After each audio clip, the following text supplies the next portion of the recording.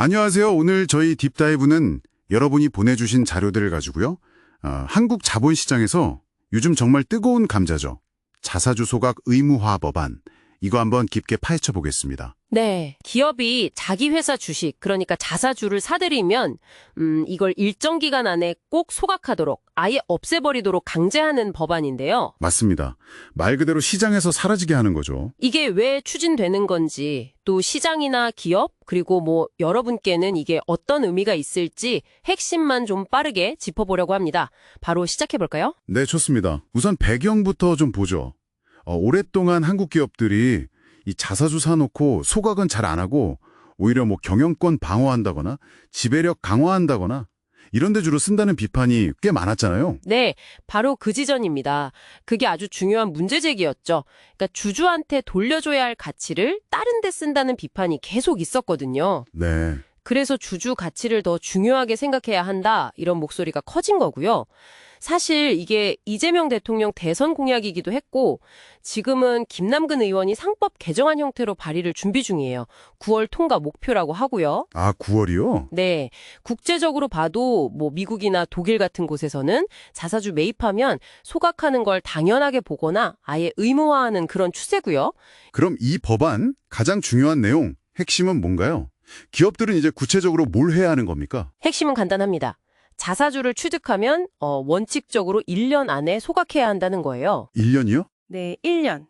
물론 예외는 있습니다. 예를 들어서 직원 보상, 스톡 옵션 같은 목적으로 보유하려면 이건 반드시 주주총회에서 승인을 받아야 해요. 아, 주총 승인? 네. 근데 여기서 좀 흥미로운 점은 그냥 보유하는 게 아니라 그 보유의 정당성을 주주들한테 직접 설명을 하고 허락을 받아라 이거죠. 이건 어떻게 보면 주주의 힘을 실질적으로 키우는 그런 장치가 될 수 있습니다. 그 정당성을 입증해야 하는 거군요. 근데 이게 법적으로는 좀 껄끄러운 부분이 있다고요? 기존 상법하고 좀 부딪힐 수 있다 이런 말이 있던데요. 맞아요. 그게 좀 쟁점인데요. 현행 상법은 자사주 처분을 기업 자율에 맡기고 있거든요. 아, 그렇죠. 자율이죠. 네. 그래서 소각을 강제하면 이게 충돌할 여지가 분명히 있죠. 그래서 아마 상법을 직접 개정하기보다는 그 자본시장법 개정을 통해서 추진할 가능성이 좀 더 높아 보입니다. 그게 정부 입장에서는 조금 더 수월할 수 있거든요. 네. 그리고 이게 또 과거 규제 완화 때 보면 자사주를 이용해서 적은 돈으로 지배력을 막 늘리던 그런 편법들, 소위 자사주 마법이라고 불렸던 거 있잖아요. 네네, 자사주 마법.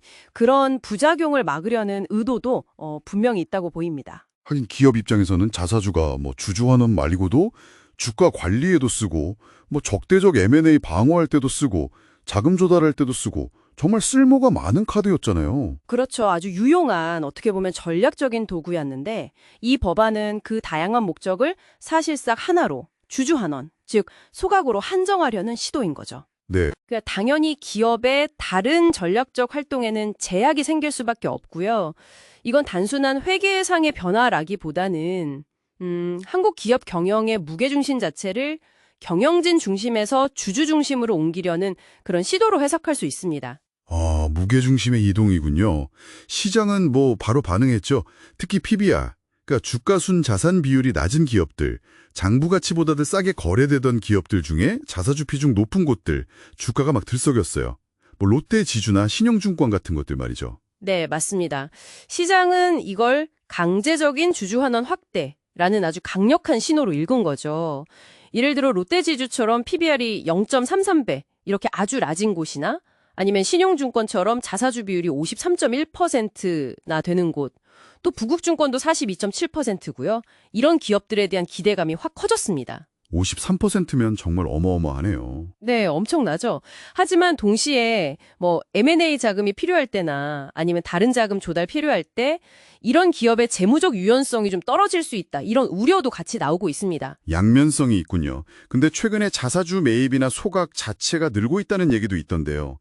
그런데 또 기업마다 차이는 크다고요? 네, 맞아요. 규모 자체는 커졌어요. 올해 상반기 소가액만 하도 이미 작년 전체 기록을 넘어설 정도니까요.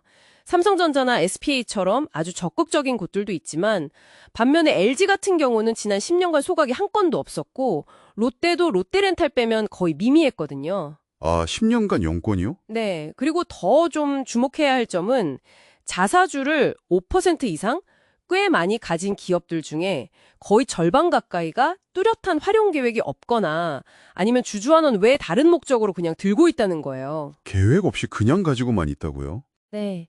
특히 일성 IS 같은 경우는 자사주 비율이 무려 48.75%나 되는데 소각 계획은 전혀 없고 심지어 공시 의무 위반 지적까지 받았죠. 와, 48.75%? 네. 이런 기업들이야말로 이 법안이 통과되면 가장 큰 압박을 받게 될 겁니다. 아, 일성 IS 같은 경우는 정말 발등에 불 떨어진 셈이겠네요. 신용증권도 50% 넘으니까 뭐 마찬가지일 거고요. 롯데지주처럼 좀 미리 움직여서 일부 매각하는 그런 모습도 있고요. 맞습니다. 신영증권이나 일성 IS처럼 자사주 비중은 엄청 높은데 그동안 좀 소극적이었던 기업들은 정말 큰 변화를 맞을 수밖에 없고요. 롯데주주처럼 좀 선제적으로 대응하는 곳도 나올 테고 SK처럼 기존에 잘 해오던 주주환원 정책을 더 강화하는 계기로 삼을 수도 있습니다.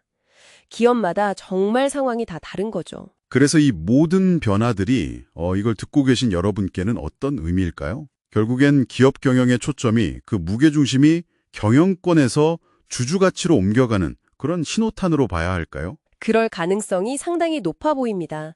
시장 전체로 보면 코리아 디스카운트 해소에 긍정적인 영향을 줄 수도 있겠지만 개별 기업 입장에서는 경영 자율성이 제약된다는 부담도 분명히 있겠죠. 네. 이번 논의는 어떻게 보면 기업들이 그동안 자사주를 실제로 어떻게 활용해 왔는지 그 내세웠던 명분과 실제 행동 사이에 어떤 간극이 있었는지를 좀 여실히 드러내고 있는 것 같아요. 그렇군요.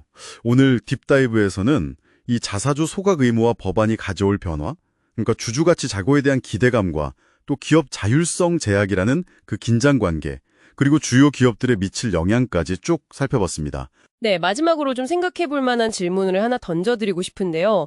이 법안이 단순히 소각만 강제하는 게 아니라 스톡옵션 같은 예외적인 경우에도 그 보유의 정당성을 주주총회에서 직접 승인받도록 요구한다는 점이에요. 아, 그 정당성 부분이요? 네, 이게 단순히 자사주를 없애라는 요구를 넘어서서 장기적으로 봤을 때 한국 기업과 주주 간의 관계를 어떻게 좀 근본적으로 바꿀 수 있을까?